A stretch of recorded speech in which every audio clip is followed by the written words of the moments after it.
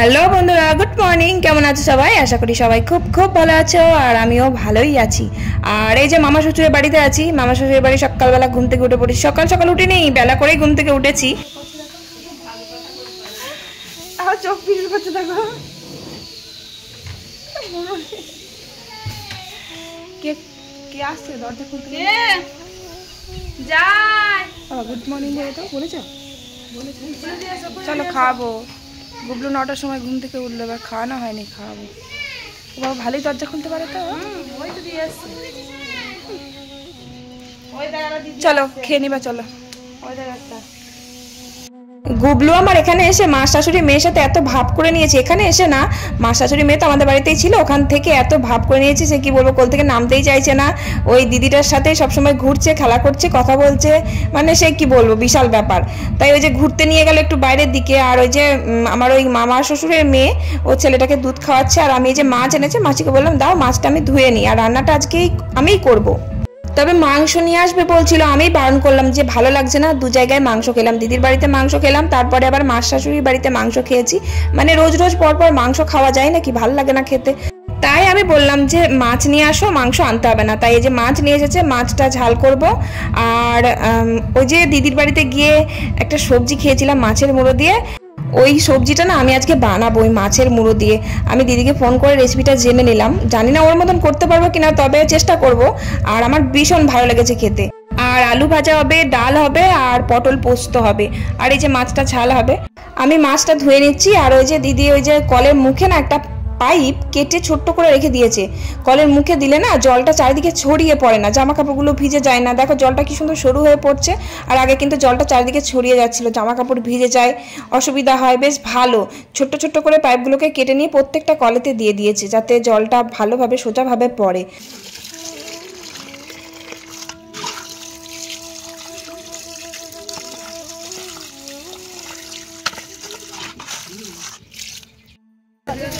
হ্যাঁ ওইদিকে চলো, গঙ্গা চান করতে এলাম। জল দেখো আর কতটা গরম। আমার কোনো ব্যাপার নেই, যেখানে করবা এখানে করে নাও, খুব বেশি তো লোকজন নেই। কিন্তু কি গরম, দেখেই ভয় লাগছে। ছেলে দুটো খেলা করছে বাড়িতে, আর আমরা গঙ্গা চান করতে এসেছি। গঙ্গাটা কতটা গরম দেখেছো, জলটা দেখেই না ভয় লাগছে। এত অথই গঙ্গায় চান করিনি কোনোদিন। আমাদের গঙ্গা আলাদা, এই গঙ্গা আলাদা একদম। সুন্দর জল,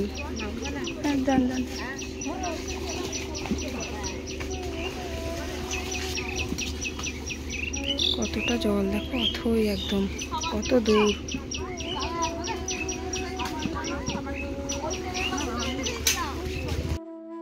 কি আবর্জনা ফেলে নাকি এখানে, এত নোংরা কেন? গঙ্গায় চান করে সব আবর্জনা ফেলে। তো চান হয়ে গেল, গৌরী উঠতে পারবো তো? ওই দিক দিয়ে উঠে আসো, নাহলে খুব গরম। ওইখানে আসো না, ঘুরে এলে না, চান করে খুব শান্তি পেলাম। কি সুন্দর ঠান্ডা জল, গরমকালে এখানে চান করে শান্তি পাওয়া যায়। কিন্তু প্রচুর স্রোত, প্রচুর স্রোত। ডুব মারতে গিয়ে মনে হচ্ছে টেনে নিয়ে চলে যাচ্ছে টান জল। হ্যাঁ আসো, দম নেমে গেল। ছেলে দুটো আবার কি করছে কে জানে বাড়িতে।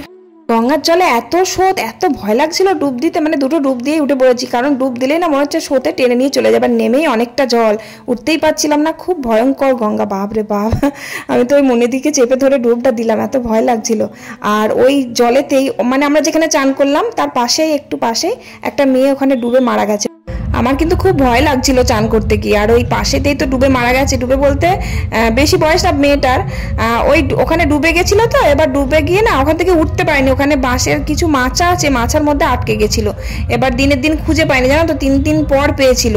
তো ডুবুরি ডাকার পর ডুবুরিটাও খুঁজে পায়নি। ও পাড়ারই একটা ছেলে নাকি খুঁজে পেয়েছিল, শুনছিলাম, ওই দিদিভাইটা বলছিল। আর আমরা জল খাবারে ঘুগনি মুড়ি খাবার, ঘুগনিটা কিন্তু ওই দিদি রান্না হয়ে গেছে। আমি মানে ঘুম থেকে ওঠার আগেই দেখছি ঘুগনি রান্না হয়ে গেছে। আর খিচুড়িটাও বসিয়ে দিয়েছিল চান করতে যাওয়ার আগে, যে হয়ে গেছে।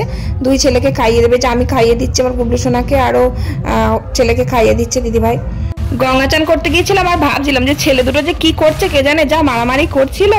তো আবার বাড়ির কাছেই তো গঙ্গা, তাই জন্য গেলাম। আর আমি যাবো নাই বলছিলাম, আমি ভাবলাম যে কি করবে ছেলেটাকে একা রেখে যাবো না, কাঁদবে আবার আমাকে না দেখতে পেলে, তাই জন্য ভাবছিলাম আমি বাড়িতেই চান করবো। আর বাড়ির কাছেই তো, একদম সামনেই।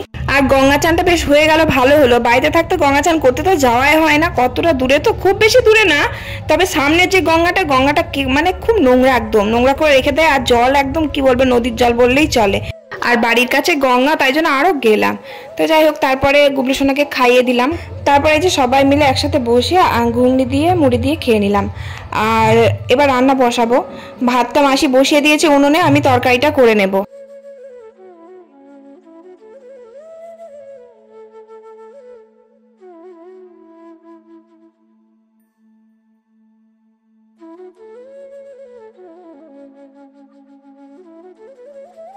খেয়ে দিয়ে রান্নাঘরে এলাম, আর উনুনেই রান্না করব। মাসি বলছিল যে গ্যাসে রান্না করার জন্য, গ্যাসে না দাঁড়িয়ে দাঁড়িয়ে রান্না করতে খুব অসুবিধা হবে, অনেকগুলো রান্না হবে তো, তাই জন্য উনুনেই করবো। আর এমনিতেও বাড়িতে তো আমি উনুনেই রান্না করি, আমার অসুবিধা হয় না, তাড়াতাড়ি রান্না হয়ে যায়, তাই না? ওই যে বললাম না, মাছের মুড়ো দিয়ে সবজিটা বানাবো, তাই সব সবজিগুলো কেটে রেডি করে রেখে দিয়েছি। সবজি তো কাটা হয়েই গেছে, মশলাও বাটা হয়ে গেছে। এই যে আগে আলু ভাজাটা বসিয়ে দিয়েছি, দুটো উনুন তো, ওইদিকে ভাত হচ্ছে আর এদিকে আলু ভাজাটা করে নিচ্ছি। আর পটল পোস্ত হবে, আর ওই যে মাছের মুড়ো দিয়ে তরকারিটা করবো। তো সব রকমের সবজি কেটে রেখে দিয়েছে, বরবটি, আলু, তারপরে কুমড়ো, তারপরে কি গাজর, পটল, সব রকম বেশ ভালো হয়, সব রকম টেস্টি হবে খেতে। আমি ওইভাবে করেছি, কিন্তু একটা সিক্রেট বেশ ভালো মশলা আছে, মানে কি বলতো, সিক্রেট বলতে ওই শুকনো লঙ্কা, তেজপাতা, তারপরে দারচিনি, লবঙ্গ, এলাচ, এটা ভেজে না লাস্টে নামাবার সময় দিতে হবে, ওটাই হচ্ছে আসল সিক্রেট মশলা। ওটা দিলে খেতে খুব ভালো হবে, ওইটাই হচ্ছে তরকারির স্বাদ আনবে।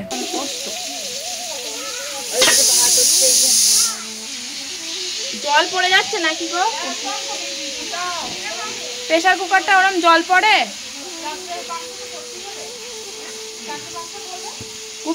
উনানে রান্না করতে আমার কিন্তু সত্যি ভালো লাগে, কারণ ফটাফট রান্না হয়ে যায়, জ্বালানি থাকলে না ফটাফট রান্না হয়ে যায় আর মজা লাগে বেশ। আর গ্যাসের মধ্যে গ্যাস তো দাও দাও করে জ্বালাতে পারবো না, যতটা জ্বলবে সেইভাবে মতো রান্না করতে হবে, দেরিও হয় গ্যাসে কিন্তু। আর গ্যাসে পুড়লে প্রচন্ড কষ্ট হয় মাছ দিয়ে, বিশাল বিরক্ত লাগে আমার। আমি তো গ্যাসে রান্না করতে ইচ্ছা করে না, উনুনে ফটাফট রান্না করে নেবো। আর আমাদের বাড়িতে গাদা গাদা রান্না হয়, তাই দু চারটে রান্না হলে পরে আমার কত তাড়াতাড়ি রান্না হয়ে যায়। যেমন আমি আলাদা খেতাম যখন, তখন একটা তরকারি একটা ভাজা রান্না করতাম, কত তাড়াতাড়ি রান্না হয়ে যেত, আমার 10টার মধ্যে রান্না কমপ্লিট হয়ে যেত। আর মাসিদের বাড়ির কাঠগুলো না কি জ্বলছে, দাও দাও দাও দাও করে। আর উনুনের যে সামনে কাঠ ঝাল দেবার মুখটা না খুব বড়, তো তাই জন্য প্রচুর আগুন বার হচ্ছে আর তাপ লাগছে প্রচন্ড। আর আজকে গরমটা খুব বেশিও ছিল।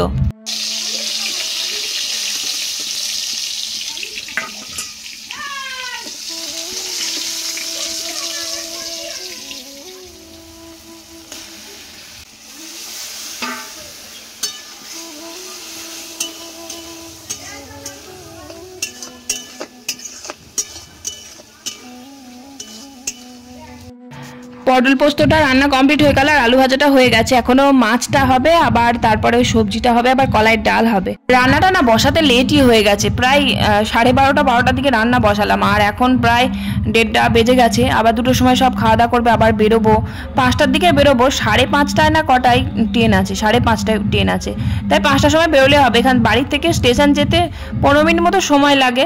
রান্না করতে তো বেশি দেরি হবে না, কিন্তু এই সবজির তরকারিটা করতে দেরি হবে, কারণ অতগুলো সবজি সব আলাদা আলাদা করে ভেজে ভেজে তুলতে হবে, ডাঁটা আলাদা ভাজতে হবে, আলু, মানে যা যা সবজি দেওয়া আছে সব আলাদা আলাদা করে ভাজতে হবে।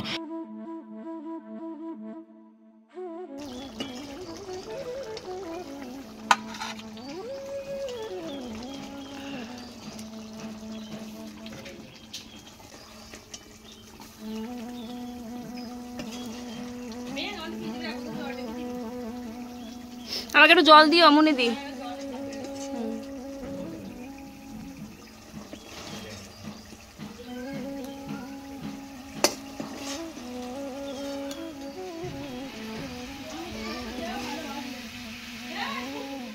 তারপরে যে মাছের ঝালটা রান্না করে নিলাম, আর ওদিকে পটল পোস্ত হয়ে গেছে, আলু ভাজা হয়ে গেছে, আর সব সবজিগুলো ভাজা হয়ে গেছে, আর বড়িটাও ভাজা হয়ে গেছে, বড়ি দেবো।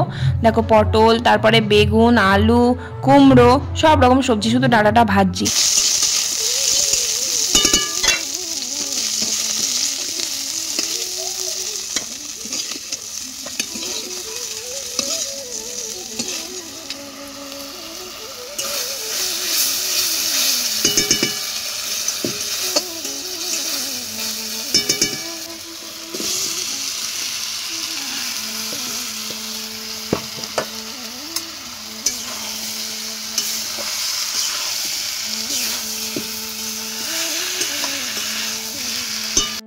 সবজিটাতে একটু শুকনো লঙ্কা, তেজপাতা আর জিরে ফোড়ন দিয়েছি, আর মশলাতে দিয়েছি জিরে, আদা আর ধনে বাটা দিয়েছি। দিয়ে সব তো সবজি ভেজে নিয়েছিলাম, মশলাটা কষে নিয়ে ঢেলে দিলাম। একটু ভালো করে নাড়াচাড়া করে নিচ্ছি, আর বড়িগুলো এই যে দিয়ে দিচ্ছি এখন। আর সবজি তো প্রায় অর্ধেক সেদ্ধ হয়ে আছে, বেশি জল দিতে লাগবে না। আর মাছের মুড়োটাও একটু ভালো করে ভেঙে নিয়ে দিয়ে দিলাম, মাছের মুড়োটা ভেজে নিয়েছিলাম। আর এই যে দেখো, সেই হচ্ছে সিক্রেট মশলাটা সব মানে ভেজে নিয়ে শুকনো কড়াইয়ে ভেজে নিয়ে গুঁড়িয়ে দিয়েছে। এই যে মশলাটা নামাবার সময় দিয়ে দিলাম।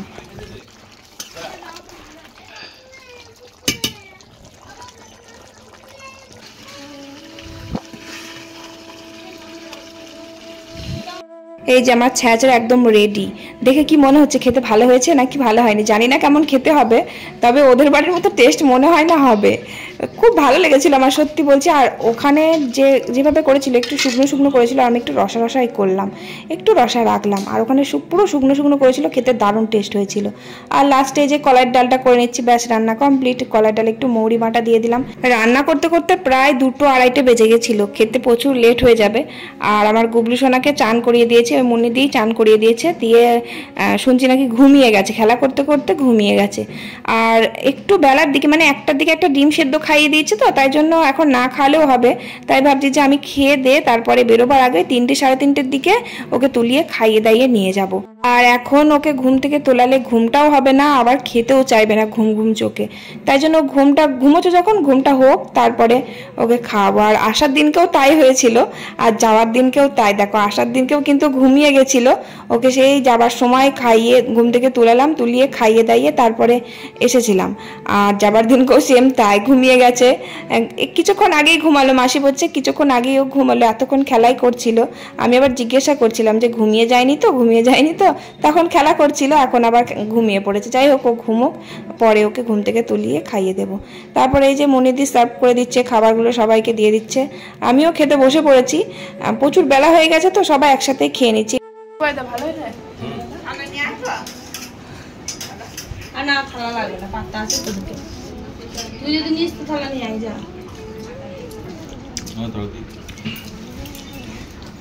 ছোট মাসিকে, এই মাসিকে, 2 মাসিকে একটু তরকারি করো।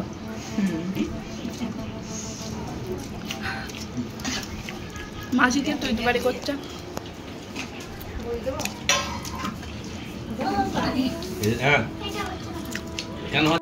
অনেকে না ছোটবেলা থেকে না মাসিদের তুই-তুকারি করে। আমার মাসির ছেলেরা আর আমার মায়েরা একই বয়সে ছিল, তাই জন্য আমার মাসির ছেলে আমার মাকে কিন্তু তুই-তুকারি করতো। আর ভাতটা জানো তো একটু নরম করে ফেলেছি আমি ভাতটা নামাবার সময়। আসলে মাছ ভাজছিলাম, সেই সময় ভাতটা হয়ে গেছে, দিয়ে মাছটা তুলতে তুলতে না ভাতটা একটু নরম হয়ে গেছে। আর সবজিটা কিন্তু মোটামুটি হয়েছে, খুব একটা বেশি ভালো হয়নি। তবে মাছের ঝালটা সবার খুব ভালো লেগেছে, মাছের ঝালটা একটু বেশ টেস্টি হয়েছে। আর ওই যে দেখো, গুবলু সোনা উপুর হয়ে ঘুমোচ্ছে, এখনও ঘুম দিচ্ছে। আমার খাওয়া কমপ্লিট, একটু পরে ওকে তোলাবো, দিয়ে একবারে খাইয়ে দাইয়ে ওকে নিয়ে যাবো। এখন তোলালে খেতে চাইবে না, ঘুম ঘুম চোখে একদম খেতে চাইবে না। তারপরে ওই 3টে 3:30-এর দিকে ওকে ঘুম থেকে তোলালাম না, মানে একা একাই উঠে পড়লো, খিদে পেয়ে গেছে তো, দিয়ে উঠে পড়লো। দিয়ে তারপরে ওকে খাইয়ে দিলাম, খাইয়ে দাইয়ে এই যে আমি রেডি হয়ে নিচ্ছি। এই বেরোবো এবার, 5:30টার ট্রেন আছে একটা, 5টার সময় বেরোবো, 15 মিনিটের মধ্যে ওখানে পৌঁছে যাব। চলো, এবার খুব ঘোরাঘুরি হলো, এবার বাড়ি ফিরতে হবে। মুন্নিদি কবে যাবে তুমি? ওই রিঙ্কি যাবে তখন যেও, মাসির সাথে যাবে, মুন্নিদির সাথে চলে যাবে।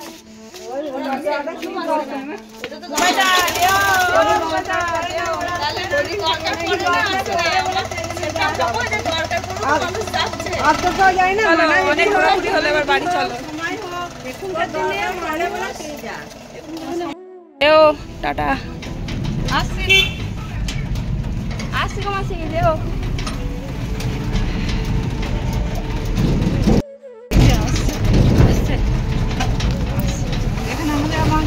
মাসির বাড়ি ঘোরাঘুরি হলো, এবার বাড়ি চলো, সোজা বাড়ি।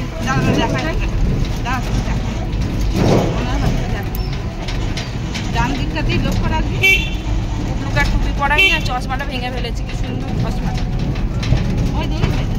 চলো এদিকে চল, হাত ধরে, হাত ধর। পাটুলি স্টেশনে এসে গেছে, টিকিট কাটা হয়ে গেছে, অ্যানাউন্স করা হয়ে গেছে, এখনো ট্রেন ঢুকে যাবে। আমরা লেটেই এসেছি, আমরা মানে টাইমেই ঢুকে গেছি, একদম আমরা টাইমেই ঢুকে গেছি, এসে বসতে হলো না। বাবারে, এই বাড়ি পৌঁছালাম 7টা 10-এ বাড়ি পৌঁছালাম। আর গুবলু সোনা তোর বাবাকে দেখে বাবার কোলে চেপে পড়লো, ও কিছুতেই এলো না আমার সাথে বাড়িতে। চলো এবার জামা প্যান্টটা চেঞ্জ করি, গরম লাগছে প্রচণ্ড, খুব গরম পড়েছে। চলো আমার বড় ছেলে তোমাকে কেমন রোগা রোগা লাগছে, ওকে এমনিতে রোগা, চোখ মুখগুলো মনে আমি ছিলাম না, চোখ মুখগুলো আচ্ছা করে ঘুমিয়ে যদি চোখ মুখগুলো ফোলা লাগছে আর হাতগুলো সরু সরু লাগছে। আনছিলি নাকি? আমার উপর রাগ হয়েছিল নিয়ে যায়নি বলে। স্কুল থেকে বাড়ি এসে নিয়ে যাবে। হ্যাঁ তখন তো আমরা মদ দেখে আসতে চলে গেছিলাম।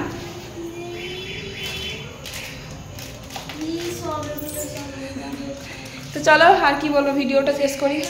ভালো লাগলে একটা like comment, tata bye bye.